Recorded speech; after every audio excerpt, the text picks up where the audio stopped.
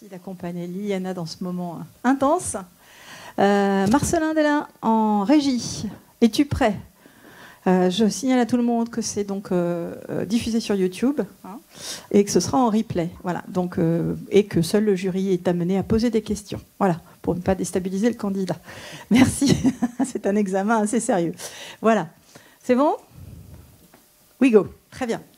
Bonjour, bienvenue à l'École nationale supérieure de création industrielle Les Ateliers. Nous allons entendre ce matin la soutenance pour le master spécialisé Sustainable Innovation by Design de Liliana Yankova. Elle va être accompagnée de sa directrice de thèse Aliénor Morvan et entendue par le jury composé de Pierre Cloarec, Agnès Gervais et Xavier Lesage. Tu as une demi-heure, 30-35 minutes pour présenter qui tu es, ton parcours, soutenir ta thèse, parler éventuellement de ta mission. Et puis, ensuite, des questions avec le jury. Ensuite, nous délibérerons. Voilà. À toi la parole. Merci beaucoup, Geneviève. Merci beaucoup à toutes et à tous d'être là aujourd'hui. Merci au jury pour l'attention que vous prêtez à mon travail. Merci également à mes proches, mes amis, et mes collègues de Sciences Po qui sont là aujourd'hui. Merci aux maîtres et guides composteurs qui sont dans la salle. Je suis vraiment ravie de pouvoir présenter ma thèse professionnelle sur le compostage urbain et l'accessibilité aux enfants.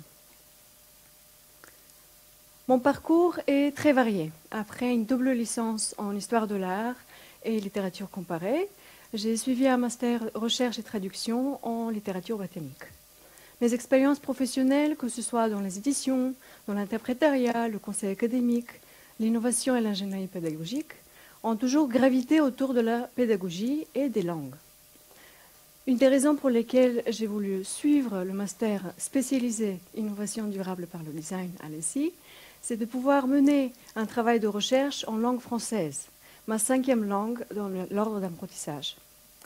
J'ai également voulu apprendre une 6e langue, c'est le design, pour pouvoir questionner et penser le monde autrement.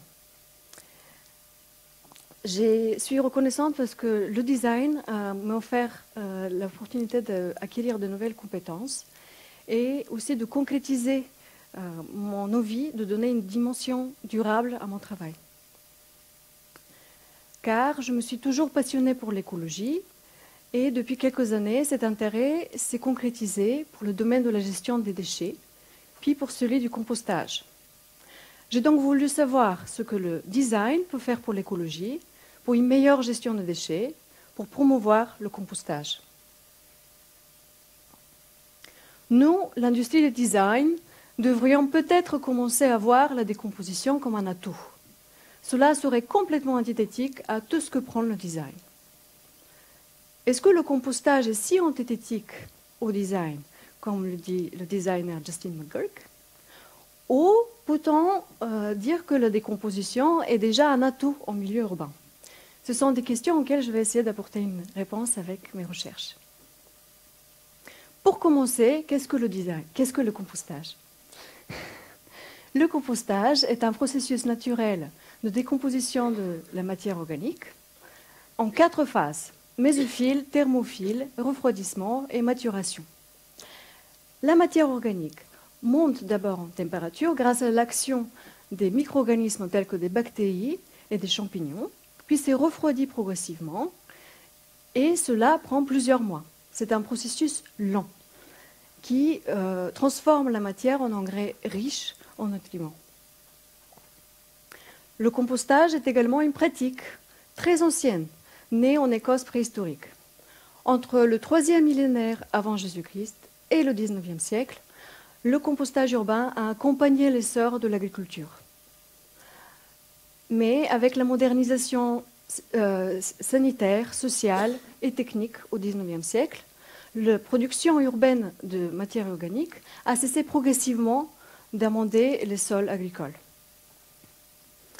Aujourd'hui, le compostage urbain revient peu à peu et en 2024, la loi AGEC pour le tri à la source des biodéchets, c'est-à-dire des déchets alimentaires et déchets verts, est entrée en vigueur.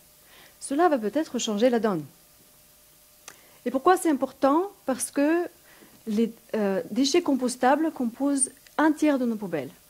Et donc le compostage urbain pourrait contribuer à au moins 6 objectifs de développement durable, à savoir d'abord le traitement local des déchets pourrait inspirer une consommation durable et responsable, ainsi qu'une lutte contre le gaspillage alimentaire. Ensuite, détourner une partie considérable de nos déchets de l'incinération, de l'enfouissement, de la mise en décharge, pourrait contribuer à un système plus résilient et soutenable de gestion des déchets en ville. Et enfin, la réduction de déchets et des émissions de gaz à effet de serre grâce au compostage urbain pourrait être un levier pour agir pour le climat et la biodiversité. Le compostage urbain est donc un processus socio-technique et je choisis dans mon travail de me concentrer surtout sur cet aspect social du compostage urbain et plus particulièrement sur un groupe d'usagers en particulier, les enfants. Donc pour voir ce que le compostage, la ville et les enfants pourraient avoir en commun, je vais explorer 8 concepts. Je vais d'abord m'intéresser à ce qui est nécessaire pour un changement de paradigme ou à l'adoption d'une nouvelle pratique. Ensuite, je vais explorer les stratégies de sensibilisation et de formation au compostage. Et enfin, je vais voir ce que les concepts accessibilité, inclusivité et agentivité pourraient signifier pour les enfants en ville. En termes de traitement de déchets, on remarque quelque chose d'étonnant. Alors que les déchets compostables constituent presque la moitié de nos déchets, aujourd'hui, seuls 5,5% de ces mêmes déchets sont réellement compostés. Le compostage urbain pourrait donc constituer un renoncement politique aux infrastructures classiques de traitement de déchets qui sont décrites comme étant un coma négatif par le philosophe Alexandre Monin. Donc peut-être que le compostage urbain pourrait ramener une transformation vertueuse de notre façon de voir les déchets sans les effets rebonds liés au transport et au traitement. Pour comprendre l'adoption des nouvelles pratiques, ce que cela implique, j'étudie 8 modèles d'adaptation au changement provenant de 5 disciplines différentes. La sociologie, la gestion, la psychiatrie, la science politique et la narratologie. Je vois qu'il y a 2 types d'interprétation de la bifurcation. La première, c'est que c'est un moment subi et soudain, un changement brutal. La deuxième, c'est que c'est plutôt une mise en cohérence d'un avant et d'un après. Je choisis cette deuxième interprétation qui me semble plus holistique. Et en termes de moment crucial où justement cette bifurcation arrive, je me concentre sur le moment de la sensibilisation à la nouvelle pratique. Et donc en termes de stratégie de sensibilisation au compostage, je vois qu'il y a des dizaines de références pratiques, théoriques pour les adultes, mais en littérature de jeunesse, il y en a beaucoup moins, et encore moins avec l'enfant au centre de l'action. Je vois aussi qu'il persiste des représentations stéréotypées qui semblent confirmer le statut de déchet des matières organiques, plutôt que d'emmener un changement de paradigme. À l'école, le compostage a 2 façons d'exister. La première, c'est avec un composteur pédagogique, qui est destiné plutôt à la démonstration qu'une vraie gestion de déchets. La deuxième, c'est avec un compostage autonome en établissement, c'est-à-dire un site de compostage qui est intégré à l'école. Le compostage combine plusieurs disciplines à un fort potentiel pédagogique. Et on voit que les écoles intègrent le compostage urbain de plus en plus. Par exemple, les cours Oasis et les éco-écoles l'intègrent petit à petit, mais ils restent souvent en marge. Sur les 59 cours Oasis recensés par le Conseil de l'architecture, de l'environnement, de l'urbanisme et de l'environnement de Paris, seuls 7 aujourd'hui disposent d'un site de compostage. Comment augmenter l'agentivité des enfants en ville? Le sociologue Francesco Tonucci essaie d'apporter une réponse à cette question avec le concept de la ville à hauteur d'enfant, qu'il a appliqué pour la première fois à Fano, en Italie, en 1991, et qui depuis a été décliné par de nombreuses villes, et popularisé en France par le philosophe Thierry Pacaud. Il ne s'agit en aucun cas de ramener toute la ville à l'échelle d'un enfant, mais plutôt d'intégrer l'enfant en tant que paramètre. Pourquoi? Parce que ça va nous permettre, par exemple, de réhabiliter des espaces qui sont peut-être un peu trop dominés par la voiture, des espaces entre l'intérieur et l'extérieur. Et je me dis que l'espace d'un site de compostage qui se trouve sur le chemin entre le foyer et l'école pourrait constituer un tel espace à réhabiliter. Et pourrait aussi contribuer à améliorer, augmenter la gentilité des enfants et leur participation dans la ville en tant que citoyens. Ma question de recherche principale est celle-ci. Comment rendre le compostage urbain accessible aux enfants? Pour y répondre, je vais d'abord devoir répondre à plusieurs questions supplémentaires. La première, c'est quels sont les leviers et les freins à l'adhésion au compostage urbain? La deuxième, je vais essayer d'évaluer l'accessibilité des équipements existants. Ensuite, je vais m'intéresser aux stratégies de formation pour adultes et enfants. Puis, je vais voir qu'est-ce que ça pourrait signifier de ramener le compostage urbain à échelle d'enfants. Et enfin, je vais essayer de chercher une interprétation artistique qui me permet d'exprimer à la fois l'idée du compostage urbain et l'accessibilité aux enfants.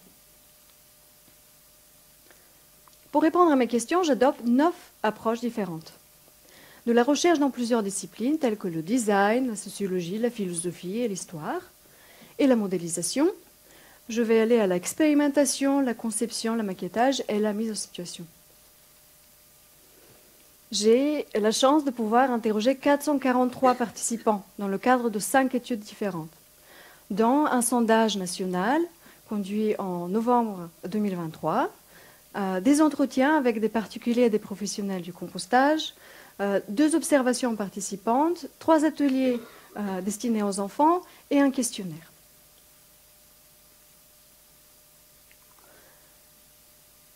J'ai mené donc un sondage, un questionnaire et des entretiens. Et le principal enseignement de cette enquête est que l'accessibilité est à la fois un levier crucial et un frein majeur à l'adhésion en raison de l'éloignement et de l'invisibilisation du compostage, des sites de compostage en ville. Je me base sur mes données pour proposer une modélisation de l'adhésion au compostage urbain. La première phase, je l'appelle la curiosité. C'est un moment où l'intérêt pour le compostage urbain émerge, des moments différents s'y succèdent sans se relier entre eux pour autant, et il y a un alignement de circonstances qui donne une impulsion de rejoindre la pratique. Ensuite, démarre un parcours en plusieurs étapes. Plutôt que d'un déclic ici, je préfère parler d'une activation d'une dynamique intérieure latente et d'une mise en cohérence assez rapide et d'une transformation comportementale. Ensuite, 2 scénarios sont possibles. L'un est progressif, l'autre régressif. Il peut y arriver à un moment d'hésitation où il y a un découragement, un moment de solitude, un isolement qui peut mener à la stagnation et puis à l'abandon de la pratique. Mais il peut y avoir aussi une remobilisation des acteurs pour poursuivre dans le compostage urbain. Et enfin, on arrive à la phase de l'évolution de la pratique, où j'emploie le terme de maturation, qui est polysémique, qui fait référence à la fois au temps, à la pédagogie et à la transformation de la matière. Ici, au-delà de la pérennisation de la pratique, on peut aller même plus loin, c'est dans la dissémination. Ça veut dire que l'individu est à tel point, adhéré à tel point à la pratique qu'il est prêt à se consacrer à la transmission.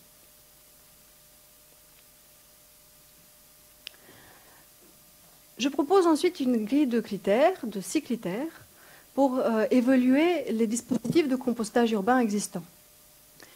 Ce sont des critères qui sont inspirés de la pyramide de 3 performances de l'agence Circulab. Circulab propose qu'on équilibre les critères de performance économique avec davantage de critères environnementaux et sociaux. Selon Circulab, cela pourrait améliorer la capacité de régénération et la résilience d'un système. Les critères que je propose sont donc environnementaux et sociaux. Je prends mes critères et j'évalue 17 types de solutions pour composter en ville que je classe selon la proximité à l'usager, puisque c'est la préoccupation majeure, on l'a vu tout à l'heure, des utilisateurs. Donc je les classe de l'échelle domestique à l'échelle de la commune. Et on voit que tous les critères sont ignorés ou insuffisamment honorés par une solution sur 3. 4 solutions satisfont 5 sur les 6 critères. Et il s'agit là de l'ombricostage individuel, de sites de compostage partagés en pied d'immeuble, d'un site de compostage de quartier et de l'îlot urbain de composteurs collectifs.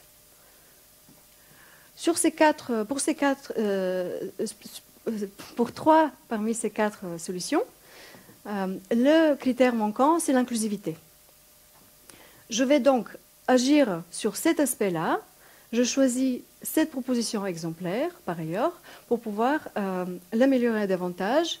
Et maintenant, je vais explorer comment on forme les usagers justement au compostage partagé. En ce qui concerne les formations, j'en ai observé 2. Et je vois que la formation pour adultes donne accès à des exercices pratiques in situ et à la manipulation directe de la matière, alors que la formation pour enfants le fait dans une bien moindre mesure et plutôt indirectement. La formation pour enfants dure 30 minutes contre 6 jours pour celle pour adultes, c'est-à-dire 84 fois moins. L'accessibilité et l'inclusivité ne sont pas du tout abordées dans le cadre de la formation pour adultes, et l'intervention des enfants est prévue plutôt en amont du processus, c'est-à-dire lors du tri ou de l'apport de la matière, mais pas en aval. Puis j'ai mené 3 expérimentations avec le format d'atelier d'initiation au compostage pour enfants, pour voir jusqu'où on peut aller. Et j'ai fait 3 constats. Le premier, c'est que les enfants sont naturellement attirés par la matière, ils souhaitent aller vers le compostage et participer. Oups. Le deuxième constat, c'est qu'une approche narrative basée sur des images fonctionne très bien. Les enfants répondent très bien et comprennent tout de suite ce qu'on leur demande. Et puis, ça leur permet aussi de se reconnaître dans un personnage qui est acteur du compostage. Et le troisième constat, c'est que recréer un site hors sol pour les objectifs d'un atelier destiné aux enfants ne sert strictement à rien. Ça n'aide pas la pratique. Ça accentue même le problème, puisqu'à chaque fois qu'on fait des ateliers avec des enfants, s'il faut faire un petit site de compostage en miniature, ça ne va pas du tout aider la pratique existante. Donc je choisis d'aller plutôt dans l'autre sens, c'est-à-dire penser à des adaptations pour les dispositifs existants. J'ai également mené une analyse d'activité d'usage, mais avant de vous présenter les résultats, je voulais rapidement vous montrer les gestes principaux du compostage partagé. On trie en fractions et on stocke les matières organiques, puis on les apporte au bac d'apport. Là, on équilibre les apports de matières organiques qui sont plutôt azotées avec de la matière sèche ou du structurant qui est plutôt carboné. On brasse le tout avec un brasse-compost, c'est un outil qui ressemble à un grand tire-bouchon. Et puis lorsque le bac est plein, on le transfère dans un autre bac pour laisser la matière mûrir. Quelques mois plus tard, la matière est mûre, on peut la récolter et puis l'utiliser pour nourrir le sol et cultiver. La boucle est fermée. L'analyse d'activité d'usage donne les résultats suivants. Il a 6 besoins qui sont pour la plupart liés à la taille inadaptée des dispositifs aux enfants. Je choisis de me concentrer sur les 4 besoins que vous voyez à l'écran, de l'absence de signalétique pour enfants, la taille des bacs et des bios inadaptés aux enfants, ainsi que le manque d'outils pour atteindre la matière sèche, surtout lorsqu'elle est basse dans le bac.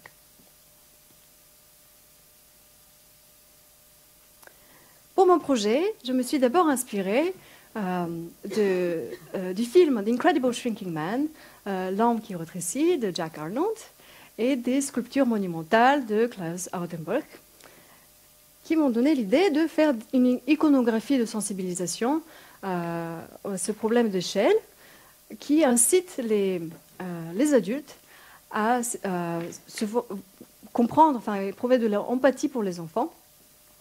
Et ces photomontages exagèrent la disproportion du biosso et du bac pour que les adultes puissent ressentir la même impuissance similaire à celle que les enfants éprouvent face à un dispositif qui a été conçu uniquement pour les adultes. Évidemment, il n'a nul besoin de s'encombrer. On peut aussi prendre un vieux seau de plage, le réhabiliter et le placer à côté du biosso pour adultes. Voilà. Ensuite, concernant l'outil pour matière sèche, je me suis inspirée de la louche à eau utilisée au Japon qui s'appelle Ishaku et de la cassotte, qui est un outil qui était utilisé en Charente et Poitou avant l'arrivée du robinet. Et j'ai conçu donc un outil très simple en matériaux de récup. Il faut prendre un bâton et un pot de fleurs et les joindre avec un pot de ficelle, et ça permet d'avoir une louche en matière sèche que vous voyez juste là à l'exposition, pour atteindre la matière sèche, s'en servir et la porter dans le bac d'abord.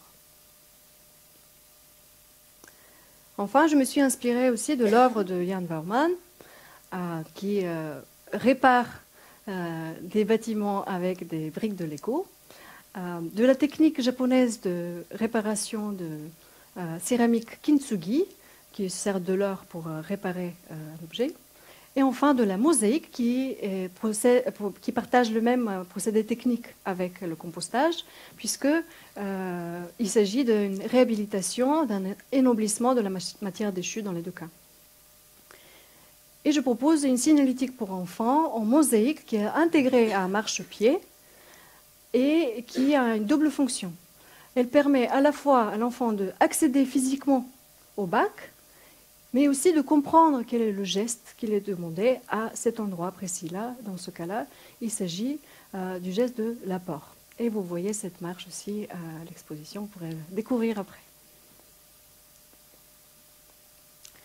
Les solutions que je propose sont déclinables en plusieurs variants, et pour assurer la réplicabilité du projet, j'ai créé des modes d'emploi pour que des parents et des enfants puissent se les approprier et les reproduire. Cela peut se faire par exemple dans le cadre d'ateliers parents-enfants ou en partenariat avec des écoles, dans le cadre des ateliers de samedi matin par exemple.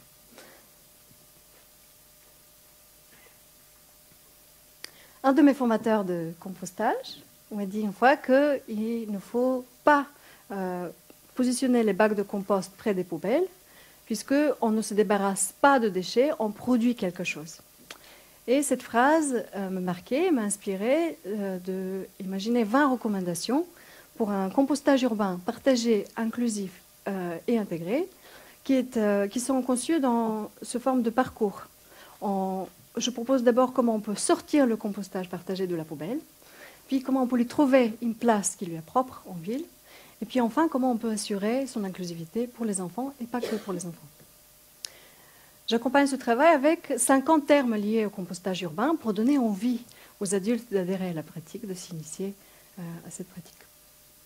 Et enfin, un manifeste de l'enfant qui composte en ville, rédigé à la première personne au singulier, vise à permettre à l'enfant de se projeter dans le rôle d'acteur du compostage, qui peut non seulement participer au compostage urbain, mais aussi contribuer à l'évolution de la pratique.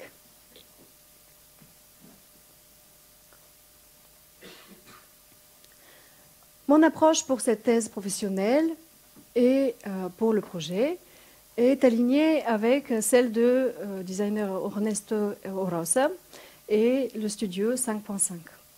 Il s'agit de faire avec le déjà là. C'est un principe qui me parle beaucoup, puisque j'aime penser les objets comme étant dynamiques, adaptables et difficilement remplaçables. Cette démarche s'inscrit pleinement dans la durabilité et dans l'économie circulaire. Et pour revenir à la phrase de Justin McGurk, du début, on voit bien que la décomposition est en effet un atout et qu'elle est tout à fait en cohérence avec le design. Maintenant, je souhaite tester davantage les solutions que je propose. Par exemple, voir comment elles peuvent être utilisées long terme sur un site de compostage partagé, par exemple celui de mon quartier. Puis je voudrais aussi explorer l'hypothèse que les enfants peuvent être des prescripteurs, puisque les données que j'ai regroupées ne m'ont pas permis d'affirmer ou infirmer cette hypothèse. Et enfin, je voudrais explorer d'autres formes d'inclusivité et peut-être d'autres âges aussi, au-delà des enfants en maternelle. Pour conclure, le travail sur ma thèse professionnelle cette année et ce projet m'ont permis d'acquérir de nombreuses compétences très importantes, par exemple dans le domaine du pilotage de projets transformants et durables, innovants, qui sont très sur l'utilisateur. J'ai vraiment appris à voir les choses depuis la place de l'utilisateur. Et puis, de prototyper des solutions concrètes, d'aller jusque le tangible. J'ai également eu la chance de m'approprier de nouveaux outils, enfin, nouveaux pour moi, parce que je ne suis pas designeuse de formation, comme InDesign et Figma, puis de faire de la vulgarisation de mon sujet en marge de ma thèse professionnelle dans le cadre d'une conférence TEDx et d'un podcast. J'ai suivi la formation guide composteur et maintenant mon objectif est de passer la certification guide composteur et puis suivre aussi la formation maître composteur pour pouvoir ensuite contribuer à mon humble échelle à l'évolution du compostage urbain. Et cela en parallèle de mon métier d'ingénieur pédagogique. Et c'est justement pour mon métier d'ingénieur pédagogique et pour mon travail dans le domaine de l'innovation pédagogique que tout ce travail a eu le plus fort impact, puisque j'ai pu découvrir plein de manières différentes d'explorer la pédagogie, et pour cela, je suis vraiment reconnaissante. Merci.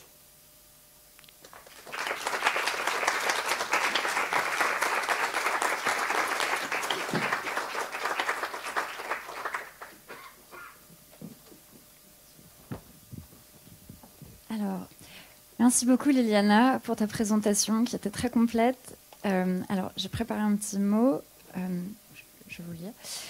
Donc, Liliana a un parcours, comme vous l'avez vu, qui est extrêmement éclectique, qui traduit une énorme soif d'apprendre. Ça l'a poussée donc à développer une grande capacité d'adaptation, mais l'a aussi amenée à prendre des risques et à se remettre en question perpétuellement, comme si finalement elle ne se sentait jamais vraiment en confort, dans sa propre zone de confort. Donc le design étant une discipline de recherche balbutiante qui n'a pas encore vraiment d'épistémologie propre, il est souvent nécessaire d'aller glaner des concepts dans d'autres disciplines des sciences humaines, chose que Liliana, tu as très bien su faire.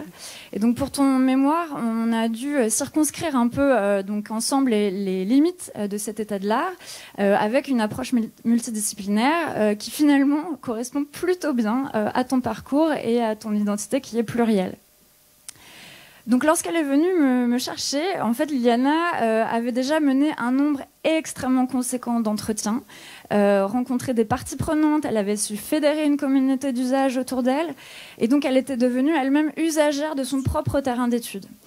Donc elle avait montré en ça déjà une méthodologie déjà très engagée dans la recherche pour le projet. Donc impliquant régulièrement même ses propres enfants. Et elle a donc néanmoins su garder un regard très critique sur sa démarche de designer en permanence ou en résidence dans son projet. Donc il s'agissait pour moi de l'aider à réarticuler cette manière, donc à réarticuler cette méthodologie, définir une problématique cohérente. Donc là encore, Liliana a fait preuve d'une agilité extrême en parvenant à conjuguer plusieurs approches méthodologiques de collecte de données, donc à la fois ethnographique, analyse de l'activité d'usage ou encore des expérimentations de dispositifs originaux. Elle a su s'approprier une démarche de recherche académique susceptible de nourrir sa démarche de design et tirer ainsi parti de ses résultats pour re-questionner, informer ses propositions de projet. Enfin, la conception de l'objet mémoire et du projet ont aussi représenté pour elle un défi extrêmement conséquent, puisqu'elle ne maîtrisait pas initialement donc, les logiciels d'édition, de systèmes de représentation ou de techniques de prototypage. Donc pour le mémoire, elle a fait preuve d'une exigence envers elle-même qui est vraiment très louable et d'une grande pugnacité dans l'itération, dans l'appréhension technique de la PAO par exemple. Donc pour le projet, elle a réussi à assumer sa situation pour développer une plus grande empathie envers la communauté d'usage à qui elle s'adressait, revendiquer assez habilement une démarche radicale de conception, et ce, dans un temps imparti assez réduit. Je tiens donc à témoigner aujourd'hui devant vous des immenses progrès qu'a effectué Liliana depuis notre rencontre. Et donc l'accompagner dans cette aventure était pour moi l'occasion de transmettre le relais, de lui faire profiter de mon expérience donc sur un projet similaire, tout en accueillant donc ses retours critiques sur mon propre projet, qui ont nourri aussi vraiment un vrai échange. Et donc collaborer avec Liliana, c'était faire face à une écoute extrêmement appliquée, un enthousiasme débordant qu'il a fallu parfois canaliser, donc une grande capacité de travail, ça c'est évident. Il a fallu aussi la rassurer, donc la légitimer et donc surtout dans son et vraiment encourager voilà son engagement et ses convictions éthiques qui étaient extrêmement fortes. Donc j'ai moi-même énormément appris à ses côtés et en appréhendant l'exercice de la supervision voilà, d'une thèse professionnelle. Et donc son travail de recherche m'a vraiment permis de poser un regard assez réflexif sur la thèse que moi-même j'étais en train d'achever à ce moment-là. Et donc pour toutes ces raisons, je tiens vraiment donc à vous faire part du grand plaisir que j'ai eu à suivre ce travail et j'espère que vous en aurez tout autant donc, à le découvrir. Voilà. Merci beaucoup Liliana.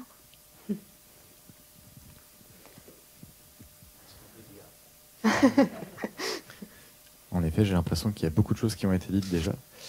Moi, la lecture, en tout cas, tout ce texte qui est très riche et il y a beaucoup de références, et merci pour tout ça. J'ai beaucoup apprécié le fait qu'il y ait des références aussi à des nouveaux concepts tels que les biorégions. Je trouvais ça très intéressant.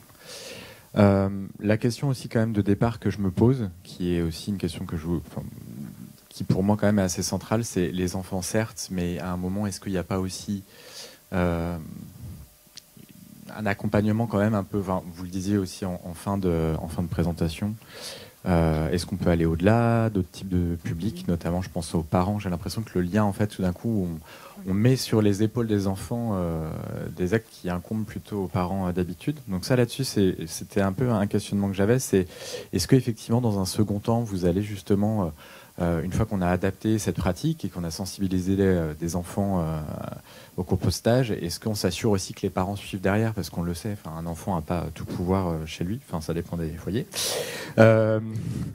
Et aussi, j'aimerais savoir justement, j'aurais voulu voir ressortir quels étaient les freins vraiment principaux rencontrés par les parents, les éducateurs. Pour moi, il y avait vraiment une opportunité là-dedans à aller chercher des choses pour effectivement, si le public choisi sont les enfants, pourquoi pas. Et puis, il y avait aussi l'urbanisme. Je pense que les aménageurs du territoire, quelque part, ont un rôle très important à jouer. Je pense qu'il y avait des choses aussi de la part du réglementaire, éventuellement. On voit qu'il y a des pratiques tout d'un coup qui s'accélèrent de manière assez pratico-pratique et très basique. Le port de la ceinture, tout d'un coup, on a une espèce de rupture réglementaire qui arrive et puis tout le monde s'y met, puis on n'a pas le choix. Donc voilà, il y avait des pistes comme ça, je pense, à aller investiguer. Moi, je vois une méthodologie, on le sent en tout cas, très rigoureuse. Je pense que ça a été dit, très exploratoire. Voilà. Pour aussi être... alors moi, je suis pas guide composteur, mais en tout cas, pour adhérer en tout cas à ce genre de pratique, je trouve qu'effectivement, c'est un réel sujet à aller investiguer aujourd'hui. On sait très bien que vivre en ville, en tout cas dans le milieu urbain, il faut revoir la manière dont on gère nos déchets. La notion d'invisibilisation est super importante. Donc on a une méthodologie vraiment by the book, quoi. Et un peu les différentes étapes, peut-être un peu trop by the book parfois.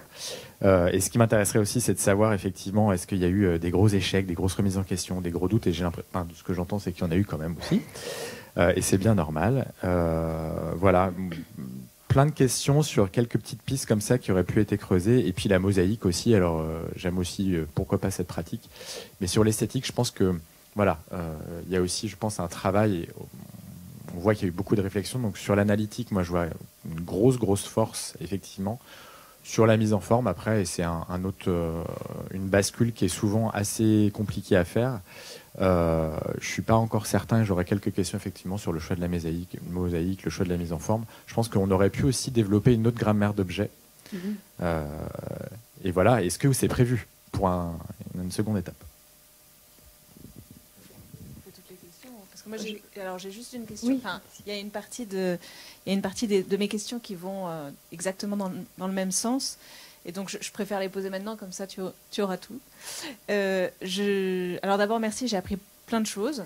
Je composte un tout petit peu, mais effectivement, on n'a pas l'équipement. Et de fait, à Paris, je n'étais même pas au courant de la nouvelle législation avant, il y a 2 mois. Donc, c'était indépendant de ce travail, mais malgré tout, c'est le bon moment pour le faire. Et donc, c'est super. Mais de fait, c'est un sujet politique. Et en ça, je te rejoins là-dessus,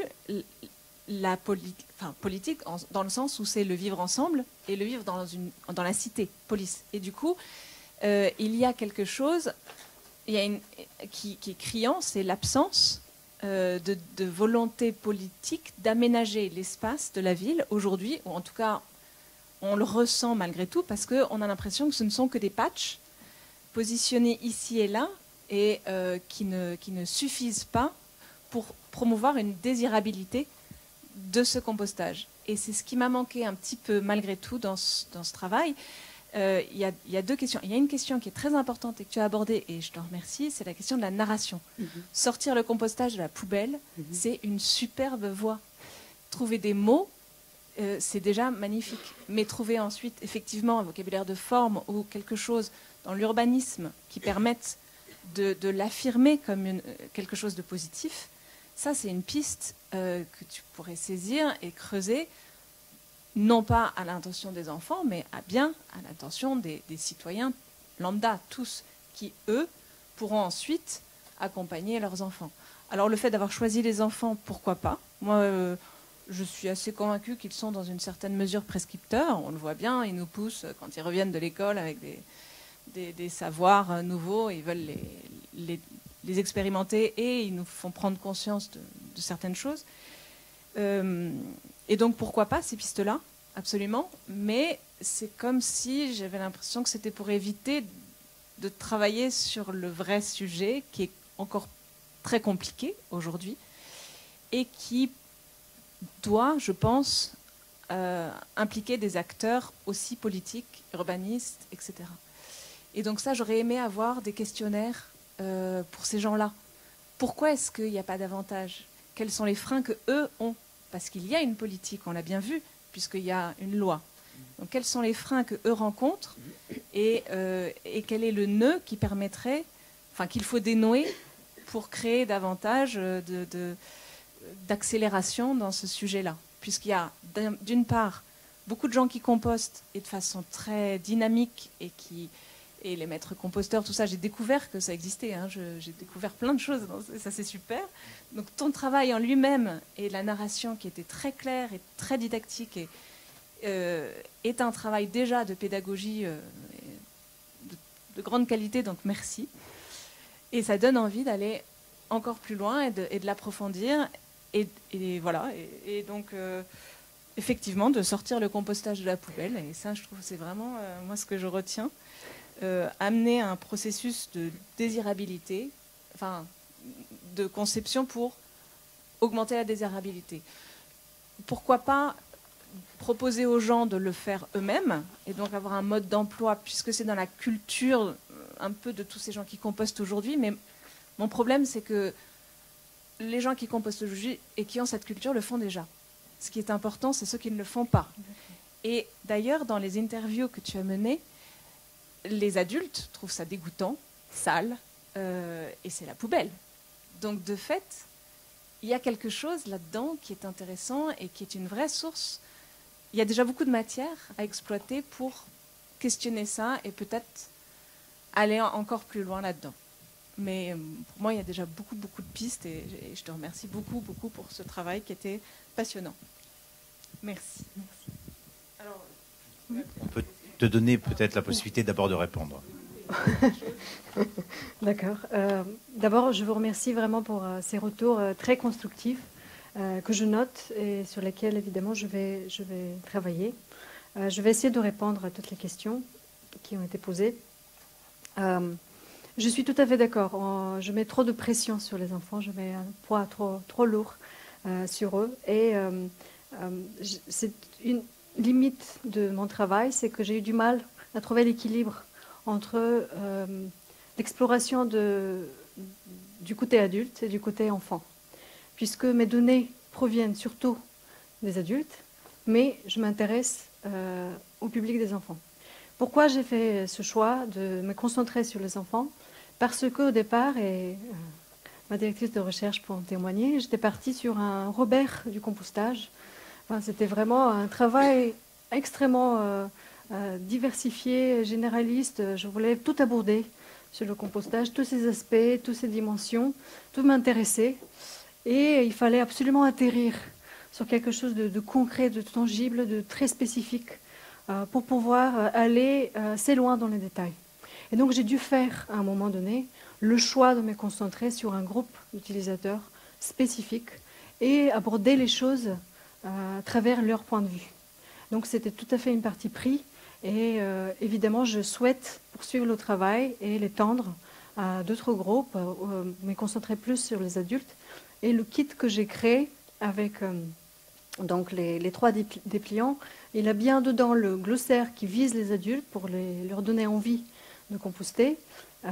Et je prévois dans un deuxième temps de poursuivre le travail pour justement comprendre mieux le point de vue des adultes. Je prends note de votre idée par rapport à l'urbanisme, de tout ce qui est réglementaire et les aménagements possibles. Et effectivement, c'est une piste que je souhaite explorer. Puis, un autre échec que je pourrais évoquer, et ça revient à ce que vous disiez tout à l'heure, c'est par rapport au fait de ne pas avoir intégré assez les décideurs, les personnes qui peuvent avoir un impact justement sur la politique du compostage urbain. J'ai interrogé des personnes dans ce domaine, dans ce rôle, mais ce que j'ai remarqué, c'est qu'il a une tendance de mettre toujours les responsabilités en aval de la chaîne, chez l'utilisateur, c'est-à-dire c'est la responsabilité de l'utilisateur qui trie mal, par exemple, ses déchets ou qui ne choisit pas le compostage, alors que moi, je voulais vraiment mettre l'accent plutôt en amont, c'est-à-dire lors de la conception, lors de la mise en place, lors des choix qui sont faits même avant de permettre aux gens de composter. Et donc, il a eu cette petite tension, comment dire, de point de vue que j'ai trouvé assez importante, et je n'avais pas vraiment les moyens pendant cette année de recherche d'aller au bout de cette tension et de vraiment l'intégrer, l'honorer dans mon travail. Mais je garde les données, je prends note de tout ce que j'ai récolté comme données, et je poursuivrai ce travail dans un deuxième temps. Et enfin, je voulais juste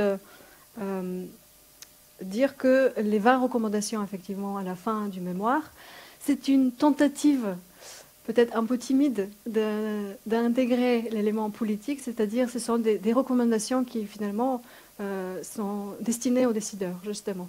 Des politiques qui pourraient favoriser le compostage urbain, lui trouver une place qui lui est propre, et faire en sorte que les logistiques, que la logistique derrière le dispositif, et qu'il devienne aussi plus visible. Voilà, donc ce sont des recommandations qui inspiration en tout cas, une ambition politique. Voilà. Je vous remercie pour ces retours. Merci beaucoup. Je vais peut-être commencer par là, sur ta dernière réponse, sur la dimension du politique. Il y a une autre dimension qui est à peine effleurée, qui est celle de l'économique. Voilà, tu vois, en termes d'atterrissage, ça peut être un peu frustrant. notamment pour l'économiste ou le manager que je peux être. Alors il y a quelques ingrédients, et quand on fouille dans les annexes, on va trouver quelques chiffres. Mais c'est vrai que sur cet atterrissage, sur ces 20 recommandations, on s'attend à ce qu'elles soient budgétées. Alors, c'est amené encore un peu plus loin, mais ça rejoint la question du politique. C'est qu'est-ce qu'on peut faire avec ces 20 recommandations, et s'il fallait les hiérarchiser, qu'est-ce que tu ferais, qu'est-ce que tu proposerais? C'est peut-être la première question. Tu peux peut-être y répondre directement, ce sera peut-être plus simple. Hiérarchiser les recommandations. Très bien. Comme vous l'avez mentionné tout à l'heure, pour moi, la première chose à faire, c'est vraiment sortir le compostage urbain de la poubelle. Donc, la première chose à faire, c'est adopter une autre façon de parler du compostage urbain. Donc, ne plus dire, par exemple, jeter au compost, aux déchets alimentaires, aux déchets organiques, mais plutôt matière organique, déposer au compost, mettre au compost. C'est une façon plus soigneuse de parler du compostage qui distingue bien des déchets autres et des poubelles et des dispositifs de traitement de déchets habituels. Donc ça, pour moi, c'est la première phase. Et ensuite, il faut trouver une place, c'est-à-dire il faut faire en sorte à ce que le compostage urbain puisse avoir une place, mais qui soit systématisée, c'est-à-dire que les représentations, par exemple, des sites de compostage soient un peu uniformisées, qu'elles soient mises en avant, et que la logistique autour se passe au mieux, que par exemple les sites soient qu'il ait une livraison de matière sèche régulière, que les sites de compostage urbain se parlent entre eux, qu'il ait un rythme qui pourrait être adopté. Et comme ça va permettre de créer une société, une communauté autour du compostage qui aujourd'hui n'est pas tout à fait là, puisque chaque site est un peu chacun pour soi, enfin ils se débrouillent comme ils peuvent. Ça repose sur les épaules des bénévoles qui sont vraiment passionnés comme moi, mais une pratique, si elle veut vraiment se généraliser, si elle veut vraiment se pérenniser, il faut qu'elle soit plus intégrée et systématisée. Et concernant l'aspect économique, je suis tout à fait d'accord. Je ne suis pas économiste, donc je ne me suis pas avancée dans ce domaine-là, mais j'ai réfléchi à une petite ébauche de modèle économique que je présente ici. Donc c'est juste un petit début de réflexion, je préviens. Donc l'idée, c'est d'imaginer un format pour les ateliers pour qu'ils puissent exister. Et comme je l'ai dit tout à l'heure, l'idée, c'est de faire des ateliers avec surtout des matériaux de récupération. Donc d'utiliser l'existant plutôt que d'acheter de nouvelles choses, de créer ex nihilo. Et donc ce que j'imagine, c'est que ces deux ateliers parents et enfants pourraient être mis en place, par exemple, à l'école. On peut se servir des locaux des écoles le samedi.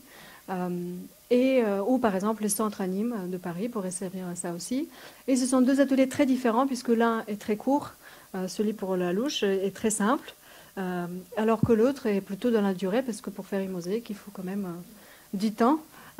Et donc finalement le budget n'est pas si élevé, puisqu'on repose vraiment sur des matériaux qui seraient collectés par la communauté. Ça permet de réunir les gens autour d'un projet durable, constructif, créatif, et de voir les enfants en action.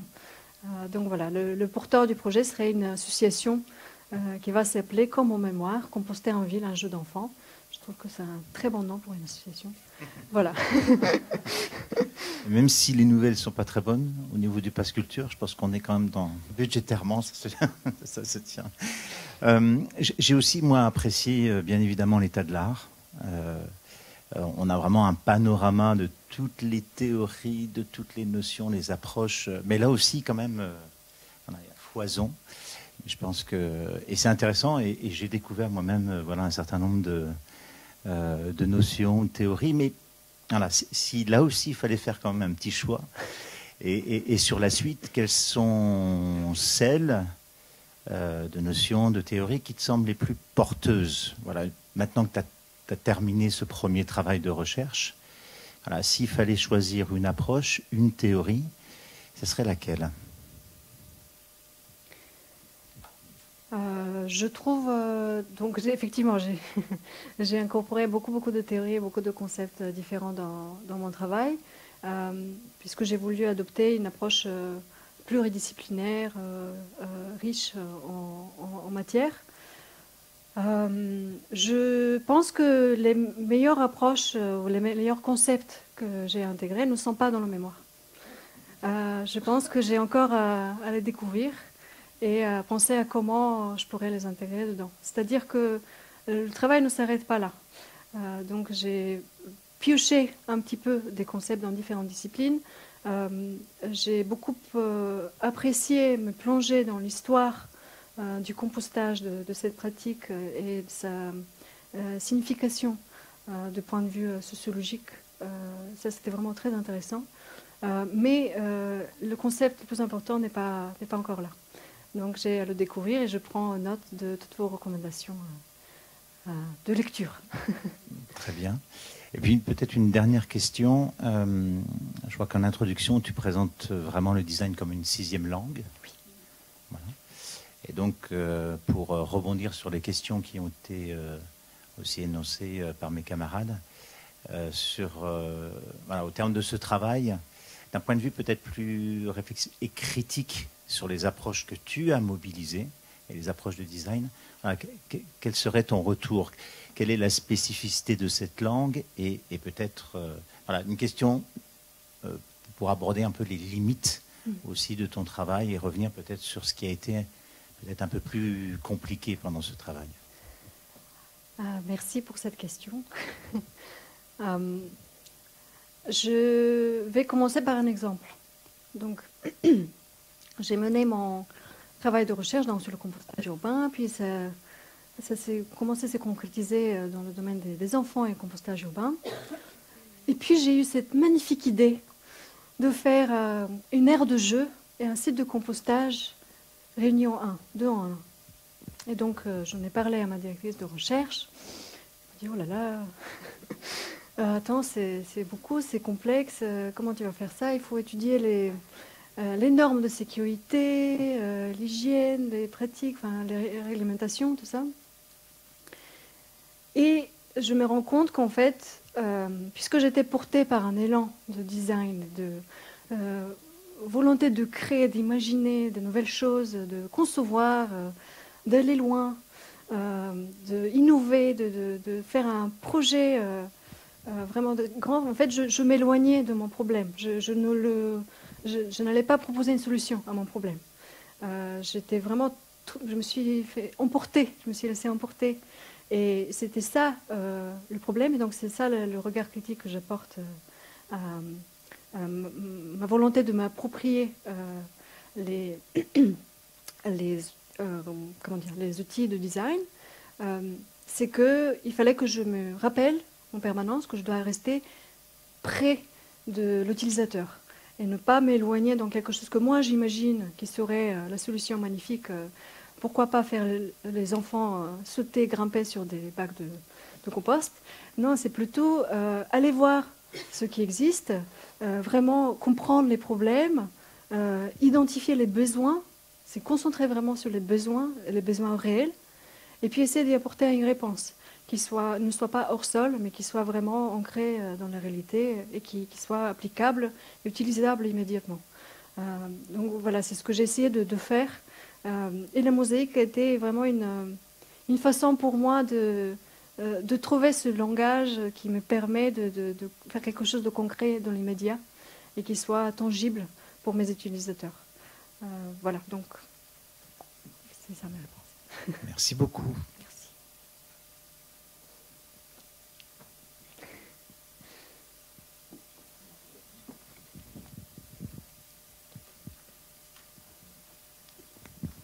Merci Liliana pour cette présentation, tout ce travail, le soin que tu apportes à nous présenter les choses. Moi, j'ai regardé ton rapport de mission. Voilà, tu pourras peut-être t'exprimer là-dessus. Alors, j'ai vu que voilà, Sciences Po était très content de ton travail et tant mieux. Tu as posé un contexte, tu montres qu'effectivement le contexte dans lequel tu as travaillé est assez complexe. Hein. Donc ça permettait de comprendre tes décisions et puis les partis pris que tu as adoptés. J'ai été un peu frustrée sur la question des ateliers de collaboration parce que tu les poses. J'ai des belles images, mais ce n'est pas explicité quant à leur dispositif, les publics, pourquoi, comment tu les as mis en place, analyser les résultats. J'ai besoin, moi, pour faire la preuve qu'il y a ce changement de posture à la fin du master spécialisé, que tu restitues, que tu poses les enjeux, les publics. Comment et pourquoi les résultats sont innovants, en fait. Globalement, le propos, pour moi, est général. Et si on comprend que la mission s'est bien déroulée, il est difficile d'évaluer ce qui a été testé ou acquis. Voilà. Et le commentaire de ta responsable de stage ne m'aide pas davantage, puisqu'en fait, il est très élogieux, mais je ne comprends pas vraiment ce qui a été acquis, les points qui ont été marqués. Et ça, c'est important. Et ça, globalement, par rapport à ta présentation, je commencerai par un conseil bienveillant. Je pense que tu peux embrasser les échecs et les incertitudes. Tu as suffisamment de réalisations probantes dans ta vie et d'accomplishment pour dire ça n'a pas marché. C'est allé de travers comme ci, comme ça, j'avais prévu ça, etc. C'est pas grave, en fait. On n'a pas besoin que la chose soit parfaite et lisse parce qu'on a surtout besoin, là, de comprendre qu'est-ce que tu as implémenté. Et franchement, en innovation, c'est 90% d'échecs. Donc, on ne peut pas croire que ça s'est tout bien passé et que c'est tout lisse. Voilà. Et être directeur de l'innovation, c'est composer avec cette incertitude-là constamment. Voilà. Donc, je veux bien que tu t'exprimes sur ta mission pour nous parler de ta posture, où tu en es dans ta posture d'expert en stratégie d'innovation par le design. Merci beaucoup. Et ta projection professionnelle, évidemment, pour continuer. Merci beaucoup pour cette question et ce retour. Effectivement, évidemment, des incertitudes et des échecs, il y en a tous les jours. Dans tous les contextes, je peux apporter le détail suivant. Effectivement, ma mission principale pour le public, je l'explique aussi, c'est de déployer l'approche par compétences à Sciences Po dans le cadre d'une demande de l'HCRS.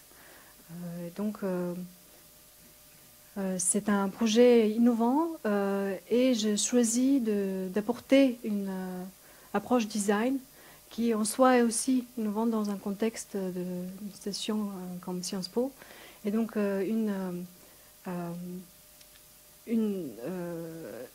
défi intéressant pour moi, très motivant, est justement de devoir m'adapter au public très varié qui sont dans un degré différent de leur acceptation ou de leur habitude de travailler avec le design ou dans une méthodologie design.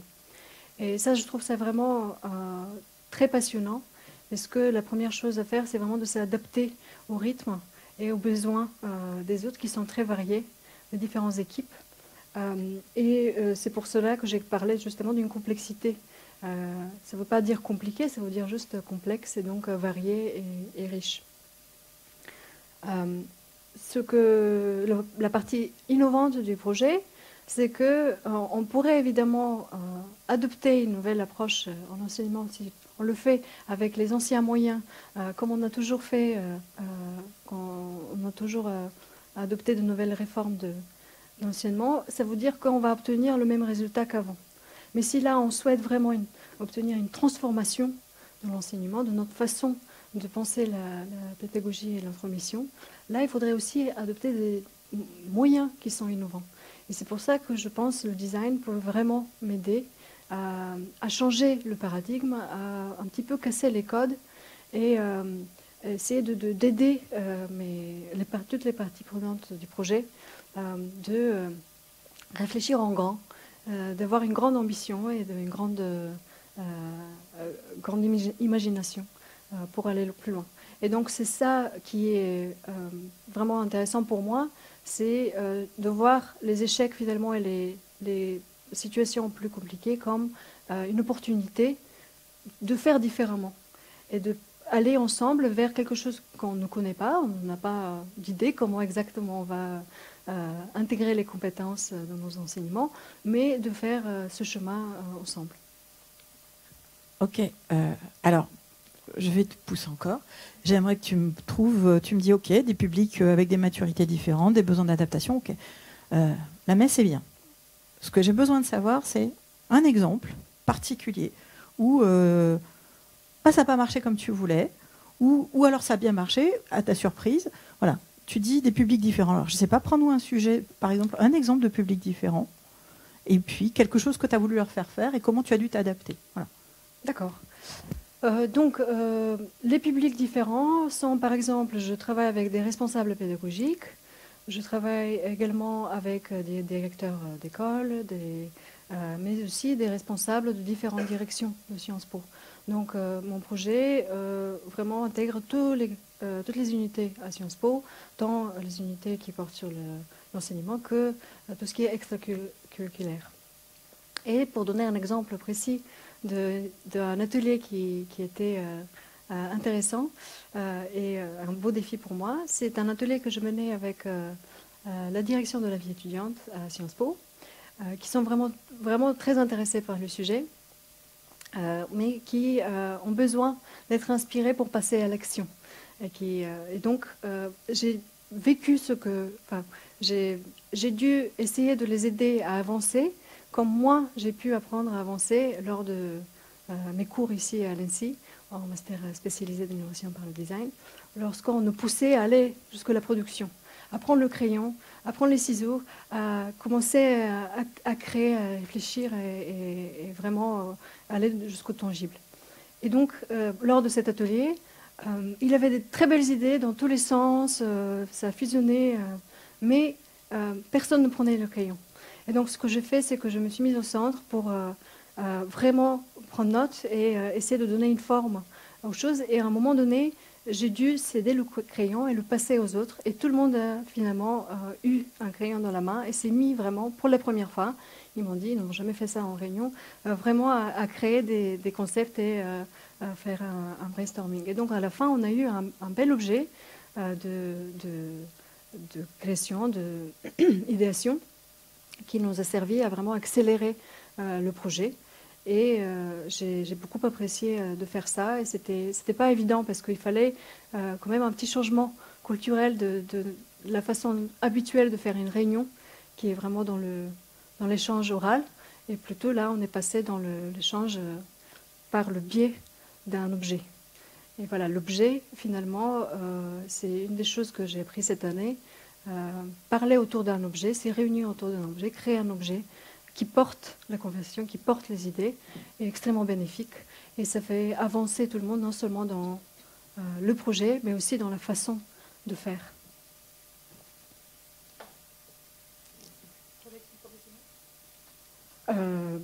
Comme je disais tout à l'heure, je me réjouis de travailler en tant qu'ingénieur pédagogique à Sciences Po. Donc, j'ai hâte de poursuivre ce projet d'accompagnement au changement et de déploiement de l'approche par compétences. Et puis en parallèle, je prévois de mener une action de guide et puis j'espère un jour maître composteur.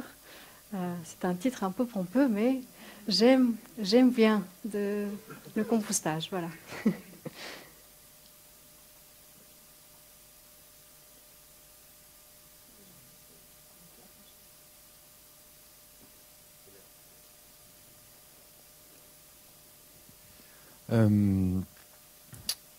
Je ne sais pas du coup si chacun on se redonne la parole ou si c'est moi qui ai le mot de la fin du coup, Geneviève. Ok. Moi, avant de conclure, j'ai quand même une petite mise en garde et un conseil bienveillant aussi, bien sûr. Pour enseigner à Sciences Po, dans l'incubateur des politiques publiques, et pour accompagner pour le coup avec une pédagogie qui soutient, alors pas le design à proprement dit, mais une manière plus codifiée d'utiliser le design, qui est des méthodologies de design thinking, plutôt linéaire, alors qu'on sait que le design en fait peut partir dans tous les sens à tout moment, parce que la vie est ainsi faite. On peut revenir, on peut repartir d'un côté, voilà. C'est aussi chacun ses pratiques en tant que designer. Ma mise en garde, c'est de se dire que vous l'avez évoqué à un moment donné, on s'est réunis, j'étais au centre, et puis on était dans un atelier d'idéation. C'est de l'idéation. Mais on est encore quelque part un peu... voilà, c'est comme là, moi, j'ai parlé d'un incubateur. On est en incubation. Je pense que le rôle du designer, c'est au contraire de sortir de cette incubation et vraiment d'aller sur le terrain. Et je suis content de le voir quand même dans votre projet, c'est que vous êtes allé voir le terrain. Et ça, c'est super important. Donc la mise en garde, c'est attention de ne pas tomber trop dans la profusion de vouloir bien faire et de respecter vraiment des règles et des théories. Et moi, plutôt que ramener le design à Sciences Po, parfois j'ai envie de dire, ramener Sciences Po à l'ENSI ou dans le design pour vraiment faire l'expérience justement du terrain, de l'incertitude. Geneviève l'a très bien dit. Donc ça, c'est vraiment ma mise en garde et mon conseil. C'est super, il faut, absolument. Quand j'entendais aussi plein de commentaires, encore une fois, il y a plein de pistes super intéressantes dans tout ce travail-là. Il faut continuer. Hein. Vraiment, je vous invite réellement à passer à l'échelle. C'est-à-dire que finalement, toutes ces pistes-là, voilà, on parlait du politique, on parlait de l'aménagement urbain. Il faut passer à l'échelle. Il faut que ce marchepied, ça devienne de l'aménagement urbain, du mobilier urbain qui soit accessible à tous. Il faut que cette signalétique dont on parlait, de ce kit, il faut que ça devienne quelque chose de plus pérenne. Je ne sais pas s'il faut même passer par le digital plutôt que par du papier pour que ça passe à l'échelle. Est-ce qu'il faut que ce soit, encore une fois, de la signalétique accessible à tous? Il faut passer à l'échelle. Pourquoi je dis ça? Parce que malheureusement, dans la ville dans laquelle on vit, c'est marrant, parce que pour tout ce qui fait du bien et ce qui est un peu gratuit, il faut demander l'autorisation. Par contre, pour tout le reste, alors là, allons-y. Et en fait, on voit que tout le territoire se fait parasiter par des choses qui ne font pas du bien. C'est incroyable quand même que je trouve que dans des stations de métro, tout d'un coup, il y a des relais colis pour aller chercher son colis Amazon, etc. Ça, il n'y a pas de problème. Dans les supermarchés, je suis sûr que si on continue, on va avoir des relais colis peut-être dans les écoles. Enfin, Et la question du maillage, elle est super importante. Donc, vous avez identifié un premier maillage, qui est celui des écoles pour les enfants. Allez plus loin. Si demain, moi, j'ai encore découvert hier à la station Opéra qu'il y avait même maintenant des espèces de boîtes à clés pour faciliter le Airbnb. Pourquoi il n'y aurait pas des composteurs au pied de tous les métros, puisqu'on y passe tous les matins, ce serait plus pratique. Voilà, il faut en tout cas, oui, il faut du sol. Ça. Mais ce que j'entends par là, c'est qu'il y a plein de pistes super intéressantes à aller développer, continuer d'aller sur le terrain. Oui, effectivement, c'est super important. Sciences Po est une super école et il y a plein de choses bien qui s'y passent. Il faut créer du lien entre les différentes disciplines. C'est super important dans l'innovation. Aller chercher, encore une fois, ces graines d'incertitude, c'est ce qu'on appelle en prospective des ingrédients du futur. C'est des germes de changement. Allez-y. Franchement, moi, c'est mon conseil. Tout ce travail est super structurant. C'est une super base pour vous, je pense, pour un futur professionnel. Et n'hésitez pas, encore une fois, comme le disait Geneviève, à embrasser l'incertitude et embrasser certains échecs. C'est pas grave. L'important, justement, c'est d'aller sur le terrain et puis d'en prendre note et puis d'aller de l'avant. Enfin, voilà. Ça, c'est vraiment mon conseil. Gardez le terrain, n'incubez pas trop les choses.